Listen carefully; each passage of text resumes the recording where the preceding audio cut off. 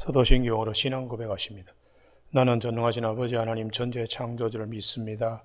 나는 그 유일하신 아들 우리 주 예수 그리스도를 믿습니다. 그는 성령으로 잉태되어 동정노 마리아에게서 나시고 본디오 빌라도에게 고난을 받아 십자가에 못 박혀 죽으시고 장사된 지 사흘 만에 죽은 자 가운데서 다시 살아나셨으며 하늘에 오르시어 전능하신 아버지 하나님 우편에 앉아 계시다가 거기로부터 살아있는 자와 죽은 자를 심판하러 오십니다. 나는 성령을 믿으며 거룩한 공교회와 성도의 교제와 죄를 용서받는 것과 몸의 부활과 영생을 믿습니다. 아멘. 오늘 아침에 하나님께서 우리 모두에게 주시는 생명의 말씀은 야고보서 2장 10절에서 13절 말씀 한 절씩 교독하시겠습니다. 야고보서 2장 10절 누구든지 온 율법을 지키다가 그 하나를 범하면 모두 범한 자가 되나니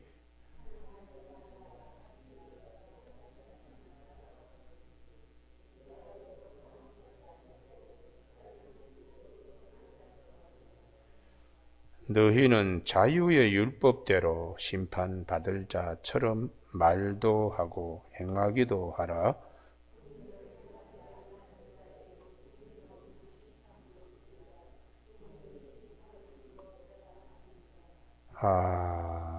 아멘. 12절 말씀에 너희는 자유의 율법대로 심판받을 자처럼 말도 하고 행하기도 하라 하는 말씀, 복음 자유의 율법이라는 제목으로 말씀을 나누겠습니다.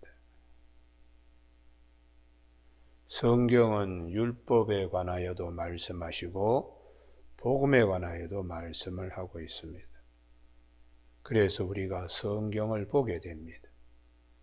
성경을 보게 되는 가장 귀한 목적은 영생입니다.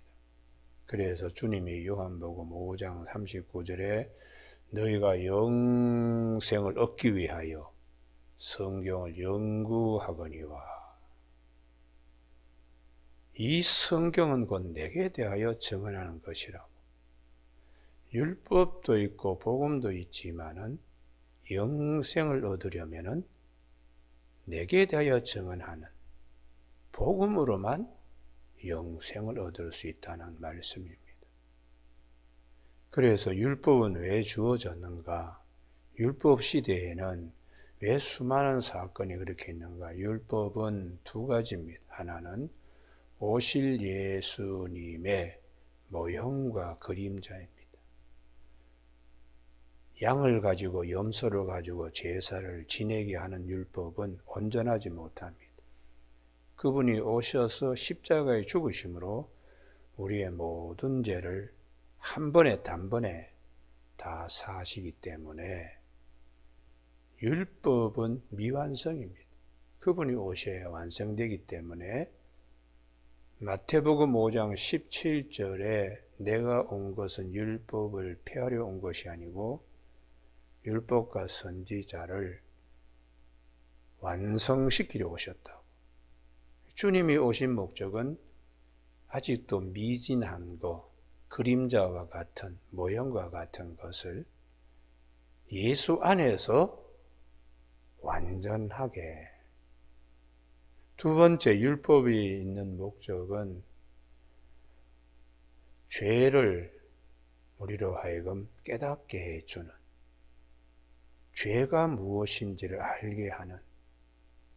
그래서 로마서 3장 20절의 율법은 죄를 깨닫게 해주는 것이라고요. 그리고 갈라디아서 2장 16절에는 우리가 율법의 행위로서는 구원받을 사람이 없다. 율법은 죄를 깨닫게 해주는 역할을 하는 것이라고. 그래서 갈라디아서 2장 7절 사람이 의롭게 되는 것은 율법의 행위로 말미암음이 아니요 오직 예수 그리스도를 믿음으로 말미암는 줄 알므로 우리도 예수 그리스도를 믿나니 이는 우리가 율법의 행위로서가 아니고 그리스도를 믿음으로써 의롭다 함을 얻으려 함이라. 율법의 행위로서는 의롭다 함을 얻을 육체가 없나니. 그렇게 말씀합니다. 그러므로 율법의 행위로는 구원이 힘들다. 그런데 우리가 자꾸 내가 뭘 해서 뭘 한다고 여기 이제 착각하는 거죠. 근본적으로 하나님 앞에 죄인인데 그 죄인이 아무리 선하게 한다고 할지라도 100가지 가운데 99가지를 선하게 한다 할지라도 한 번 잘못하면 범법자가 되는 겁니다. 내 안에 있는 죄성 때문에 100번이 아니라 일생을 살면서 수십만 수천 가지의 일 앞에서 다 잘해도 한 번 삐끗하면 다 범법자가 됩니다. 그러므로 율법은 우리를 영생의 자리에 이르게 하기가 어렵습니다. 그럼 구약시대의 사람들은 어떻게 하나님 나라에 들어갈 수 있느냐? 그분들은 오실 예수님을 바라보면서 신앙생활 할 때에 하나님 나라에 들어갈 수가 있습니다.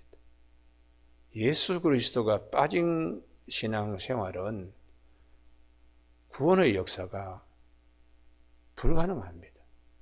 그래서 성경에 아브라함 내 씨로 말미암아 천하 대적이 복을 받을 것이라.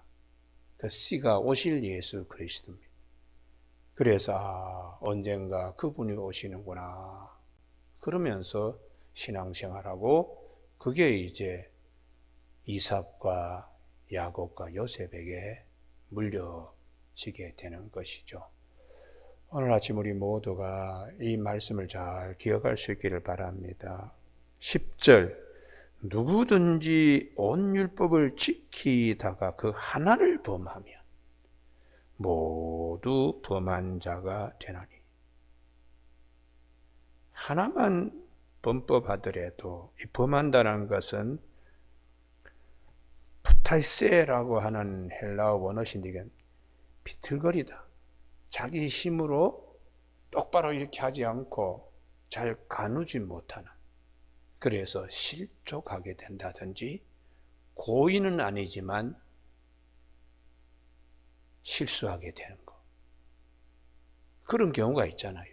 그것도 하여튼 법을 범한 거니까 온전할 수가 없다는 것이죠.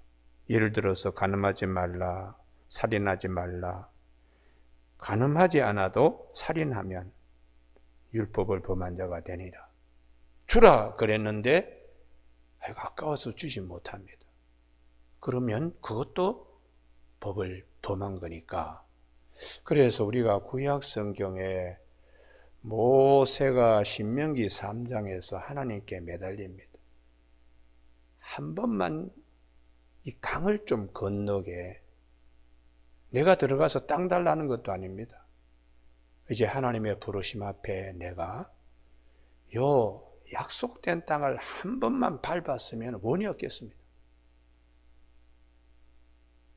그때 하나님이 그것을 들어주지 아니했습니다.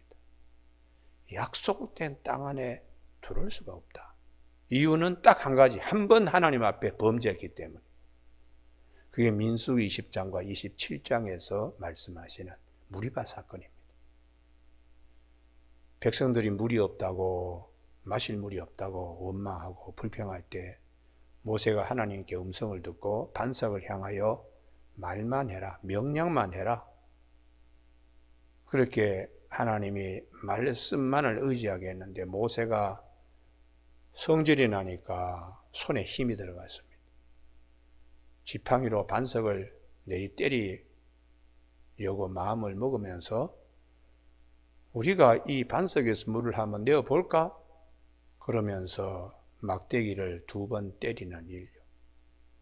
자기가 마치 하나님처럼 무슨 바위에서 물이 터져나오게 하는 것처럼 이 한 번의 거역이 하나님께서 너 가나안 땅에 못 들어온다.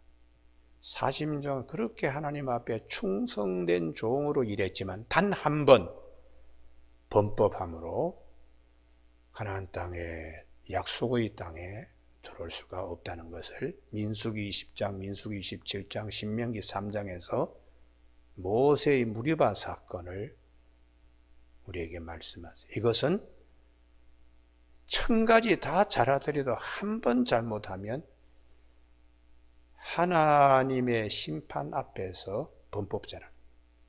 그렇기 때문에 이걸 이제 모르고 율법의 행위로 사는 거, 율법으로 의롭게 된다고 생각하고는 착각하는 일들이 참 많이 있었어요. 그래서 마태복음 19장에 부자 청년이 와서 예수님 어떻게 하면 영생을 얻을 수 있습니까? 성경에 뭐라고 그랬냐? 성경의 모든 말씀들을 내가 다 지켰습니다. 그 말 속에는 자기는 완전한 것으로 생각하고 있는 거예요. 그래서 예수님께서 청년이 마태복음 19장 20절에 이 모든 것을 내가 지켰사온즉 아직도 무엇이 부족하리까? 예수께서 네가 온전하고자 할진대 사실 온전할 수도 없지요. 죄인이니까요. 가서 내 소유를 팔아라 가난한 자들에게 주라 그리하면 하늘에서 보화가 내게 있으리라.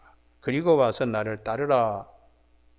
이 말씀에 불순종합니다. 모세가 바위를 향하여 명령하라고 했는데 불순종하듯이 예수님께서 하신 말씀 순종하지 못합니다. 그런 자가 어떻게 모든 것을 다 지키었다고 얘기하는가? 지킬 수가 없습니다. 그 청년이 재물이 많음으로 이 말씀을 듣고 근심하며 가니라. 재물이 많기 때문이기도 하지만은 자기는 율법대로 다 지키고 살았기 때문에 영생을 얻는다고 생각했는데 주님이 지금 주신 이 말씀을 지킬 수 없으니까 재물 때문에 지킬 수 없으니까 고민하며 갔다고. 그래서 예수님께서 하시는 말씀이 자기의 행위대로는 하나님 나라 들어가기 어렵다. 낙타가 바늘구멍 들어가는 게 차라리 쉽지. 그럴 때 제자들이 화들짝 놀랐을 때 주님이 누가 그러면 하늘나라 가겠는가? 하나님은 하실 수 있다. 그 하나님은 하실 수 있다는 것이 예수 그리스도의 십자가의 죽으심으로 모든 우리의 죄가 덮어지는 것이죠. 하나님은 하실 수 있다. 예수 그리스도를 통해서만 우리의 모든 죄가 덮어짐을 당할 수 있는, 하나님과 우리 사이에 화목할 수 있는, 하나님의 진노 앞에서 모세도 용서받지 못했습니다. 가나안 땅에 한 발짝도 들어올 수 없었습니다.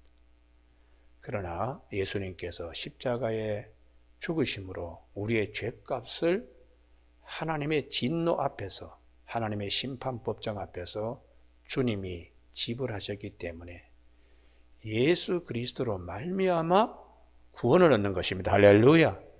오늘 아침에 우리가 야고보 사도도 그랬습니다.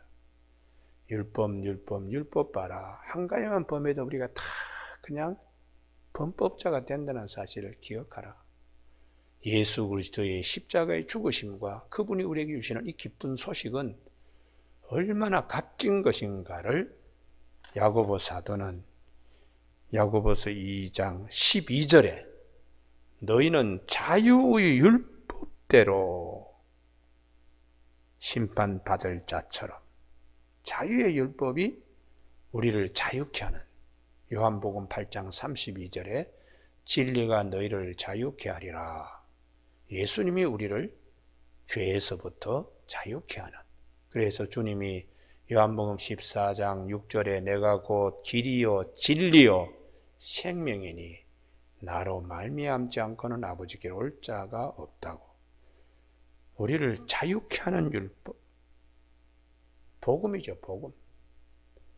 복음을 가지고 하나님 앞에 서는 자처럼, 하나님 앞에 설 자처럼 예수 그리스도 십자가의 은혜를 입은 자로 말도 하고 행동도 해라. 이렇게 말씀하는 것입니다.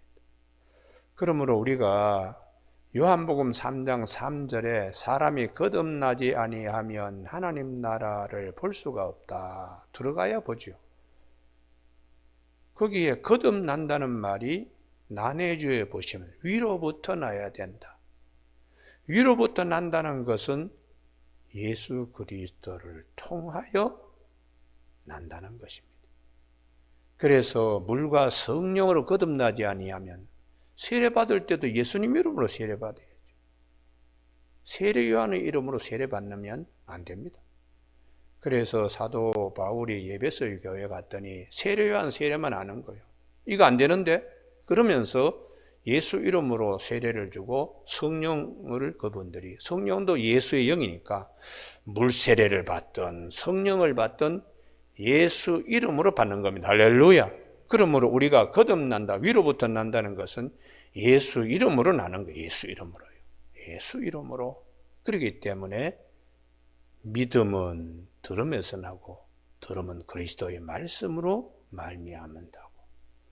우리가 온전한 믿음이 되려고 그러면 예수가 빠지면 안 됩니다. 예수가 빠지면 안 되고 예수 그리스도의 십자가의 은혜. 그래서 사도 바울은 에베소서 2장 12절과 13절에 전에는 하나님과 우리 사이에 원수되었지만 또 골로새에서도 같이 말씀하는데요. 예수 그리스도의 피로 말미암아 하나님과 우리 사이가 화평한 관계가 되었다. 여러분, 하나님과 우리 사이가 화평한 관계가 되면 모든 것을 하나님께서 예수 그리스도를 통하여 주신다고 로마서 8장 32절에 자기 아들을 아끼지 아니하시고 우리 모든 사람에게 내어주시니가 어찌 그 아들과 함께 우리에게 모든 것을 주시지 않겠는가. 하나님과 우리 사이가 화평하면, 막힌 것이 없으면 위로부터 온갖 좋은 은사와 온전한 선물이 다 내려온다고. 그 중에 가장 귀한 것이 지혜라고 그렇게 말씀합니다. 오늘 아침에 12절 다 같이 한번 읽으실까요? 시작. 너희는 자유의 율법대로 심판받을 자처럼 말도 하고 행하기도 하라. 이 큰 축복의 말씀이죠. 복음의 은혜로 이 율법은 죄를 정죄하고 묵지만은 자유의 율법은 우리를 자유케 하는 말씀, 복음입니다. 복음. 이 복음으로 하나님의 심판 앞에 설 자처럼 말도 하고 행하기도 하라. 이게 무슨 말인가 하면 참 나 같은 죄인을 주님이 살려주셨어요. 얼마나 감사한가. 말을 할 때도 항상 그리스도의 십자가를 생각하고 행동할 때도 아휴, 나 같은 죄인 예수님 없었으면 죄와 허물로 벌써 죽은 하나님과 우리 사이의 관계인데 그걸 생각하면서 행동하는. 그래서 사도 베드로는 베드로전서 4장 11절에 누가 말을 하려면 하나님의 말씀을 하는 것 같이 하고 누가 봉사하려면 하나님이 공급해 주시는 힘으로 하는 것 같이 하라 하고 그 앞에 사랑으로 하라고요. 사랑은 모든 허물을 덮는다고 이렇게 사도 베드로는 말씀하니 야고보 사도도 마찬가지로 말씀합니다. 13절 사랑으로 하라고요. 국률을 행하지 아니하는 자에게는 국률 없는 심판이 있으리라. 국률은 심판을 이기고 자랑하느니라. 남을 불쌍히 여기는 마음. 주님이 나에게 주신 사랑으로 남을 불쌍히 여기는 사랑하는 마음이죠. 이 안에는 용서라는 것이 다 들어 있습니다. 그래서 제일 사람이 하기 힘든 것은 미움에 사로잡혀 있을 때의 그 풀어내기가 참 어렵습니다. 다윗이 죽을 때에 죽을 때에 이 시므이에게 용서해 주지 못하고 죽습니다. 마지막 죽으면서도 입은 입술로 네가 나에게 그렇게 못된 말을 압살롬 난을 당할 때에 빌어먹을 놈아 하고 욕하고 돌 던진 녀석인데 난을 진압하고 올 때에 이자가 제일 먼저 나와서 요단 나루턱에서 임금님이 강을 건너기 전에 살살 빌었습니다. 살려달라고. 내가 잘못했다. 그때에 비서실장 겸 경호실장인 아비새가 이런 목날려야 됩니다. 그때에 다윗이 이 좋은 날 왜 사람 죽여야 되나? 너 내가 죽이지 않고 용서한다 했지만은 마음에 이놈 절대로 용서할 수 없어. 이걸 숨기고 마지막 죽을 때까지 숨기고 있다가 솔로몬에게 알아서 처리하라. 그렇게 용서하지 못합니다. 그래서 우리가 이 내 마음의 치유 방법은 주님이 나에게 베풀어 주신 은혜가 얼마나 큰데 이 일 때문에 내가 마음에 묶여 있을 필요가 있나? 창살 없는 미움의 감옥에 내 자아를 가둘 필요가 있나? 그게 이제 나를 자유케 하는 거죠. 복음 때문에. 그래서 주님이 마태복음 19장에서 마태복음 17장이죠. 마태복음 잠깐만요. 아침에 이거 조금 헷갈리는데요. 마태복음 19장이네. 19장에서 17장, 18장에서요. 베드로가 예수님 7번 용서해 주면 되지요. 세상에서는 3번만 해주면 된다 그러는데 그때 주님이 7번을 70번까지 용서해라. 자유의 율법으로 주님이 말씀하셨어요. 그러면서 비유로 1만 달란트 빚진 자가 임금으로부터 한 번에 탕감을 받고 나가자마자 100데나리온의 빚을 진 자기 동료 공무원을 용서하지 않고 멱살 끌고는 법정에 나가서 감옥에 넣었다. 그래서 그 얘기를 듣는 왕이 아주 대노했다고 그렇게 말씀하시면서 너희가 각각 마음으로부터 마태복음 18장 35절에 마음으로부터 형제를 용서하지 아니하면 나의 하늘 아버지께서도 너희에게 이와 같이 하시리라. 마음으로부터 긍휼히 여기고 용서하고 불쌍히 여기고 사랑하라고요. 그래서 에베소서 2장 4절 긍휼이 풍성하신 하나님이 우리를 사랑하신 그 큰 사랑을 인하여 허물로 죽은 우리를 그리스도와 함께 살리셨다고 그렇게 말씀합니다. 오늘 아침 우리 모두가 복음, 우리를 자유케 하시는 하나님의 이 말씀으로 마음도 치료하고 앞으로의 우리 모든 일에 그리스도의 십자가의 은혜, 그 하나님의 그 큰 사랑 늘 기억하는 우리 모두가 꼭 되시길 주님의 이름으로 축복합니다. 기도하시겠습니다. 하나님 아버지, 이 땅에 살면서 수많은 가시밭길을 헤쳐나가며 살아야 하는데 죄와의 싸움에서 우리는 이길 수가 없습니다. 우리 하나님이여, 이 모든 어둠의 세력 앞에서 주님이 대신 십자가의 죽으심으로 인하여 우리를 어두운 데서 빛의 자리로 옮겨주신 은혜를 늘 기억하면서 진리가 너희를 자유케 하리라는 말씀대로 진리를 알도록 도와주시니 감사를 드립니다. 우리를 자유의 율법, 복음으로 우리에게 베풀어진 은혜, 1만 달란트의 빚진 자로서 늘 살아갈 수 있도록 도와주셔서 말을 할 때나 행동을 할 때에 십자가의 은혜, 대속의 은혜를 늘 기억하며 살아갈 수 있도록 도와주시옵소서. 사순절 기간에 특별히 주님의 십자가의 이 은혜, 대속의 은혜를 하나님과 우리 사이에 화목케 하신 그 은혜를 늘 기억하며 살아갈 수 있도록 도와주시길 원하옵고 예수님 이름으로 기도드립니다. 아멘. 하늘에 계신 우리 아버지, 아버지의 이름을 거룩하게 하시며 아버지의 나라가 오게 하시며 아버지의 뜻이 하늘에서와 같이 땅에서도 이루어지게 하소서.